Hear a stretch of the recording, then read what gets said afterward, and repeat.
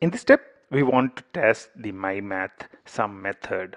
So what we want to do is we want to call the myMathSum method. So the myMath has the method called sum. What we want to do initially is we would want to call it with a simple scenario. Let's say I would want to call it with an input 3, with 3 numbers 1, 2, 3, and check whether the sum is 6.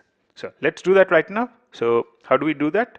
So I'll call this as sum with 3 numbers. I'm going to call the sum method with 3 numbers. So let's do that. So I would want to create an instance of myMath first. So myMath, I've just press Control spacebar.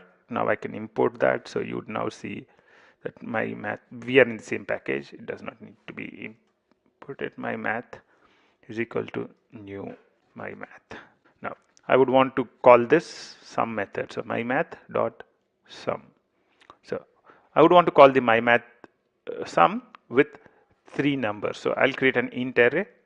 So new int array. What are the numbers that should be there? 1, 2, 3. Right. So let's just do a sysout. Oops, control space, sysout this. Let's see what's being printed.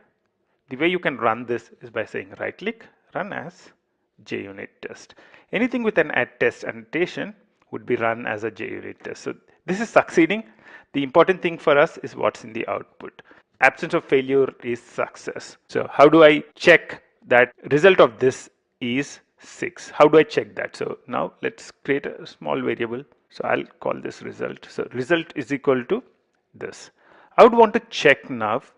I would want to check that the result is 6. How do I do that? So what we want to do is we want to check that result is 6. That's where the JUnit assert comes into picture. So if you type in assert equals is one of the important methods which is present in JUnit. So if you type in assert equals, the assert equals can check whether the expected and the actual values are the same. So the expected value is on the left hand side. So I'm expecting it to be 6. So I'm expecting the actual value is on the result. I'm expecting result to be 6. So let's see what would happen now.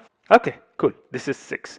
So if, let's say, there was a mistake, I was actually expecting a 5, what would happen? It's saying JUnit is saying assertion error, expected 5 but was 6. And if you double click the line, it would even take you to the exact one. So this is what JUnit framework is used for. You can write tests around it. So now I've tested with 3 numbers. So I'll also do a few other test cases. So I'll copy this and now say sum new int, let's say with just 1 number. So if I call it with 1 number, what should be the result? So instead of with 1 number, just 3. What should be the result? The result should be 3. Run as JUnit test. Success. Cool. Let's say there was some bug which is introduced in here and somebody, instead of writing sum, had written sum plus 20. So somebody was coding this method and they made a change here. Let's see what happens to the test if you run it right now. Aha, the test starts failing. This test says I'm expecting 3 but the result is 23. This is what would happen when JUnits are continuously run.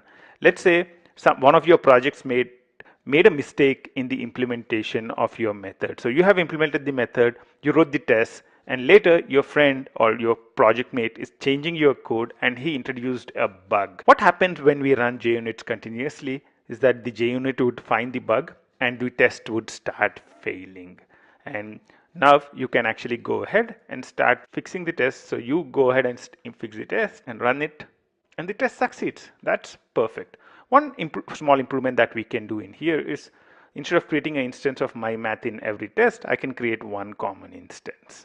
And now I can actually right click, run as JUnit test. It succeeds.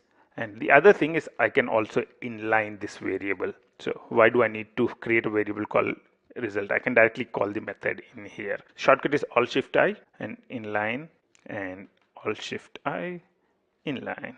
Oops, I should do it here. That's it. So this is very simple JUnit to check whether our sum method is working fine. So in this step, we wrote a simple unit test to check whether our sum is working fine.